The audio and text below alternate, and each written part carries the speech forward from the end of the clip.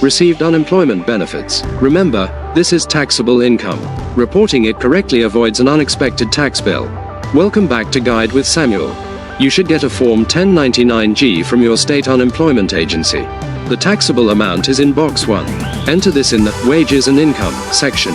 Look for Unemployment or 1099-G as an income type. TurboTax will add this to your total income. If you had any federal tax withheld, shown in box 4 of the 1099-G, you'll enter that as a tax payment to reduce what you owe. My crucial pro tip: check for state taxability. While unemployment is always taxable federally, some states do not tax it. TurboTax will ask which state you received benefits from and handle the state tax treatment automatically. Don't assume it's taxable everywhere. Handle this sensitive income accurately and without stress. Was the taxability of unemployment a surprise to you when you first received it? For more guides on reporting unique income, hit subscribe. Thanks for watching. I'm Samuel, and I'll see you next time.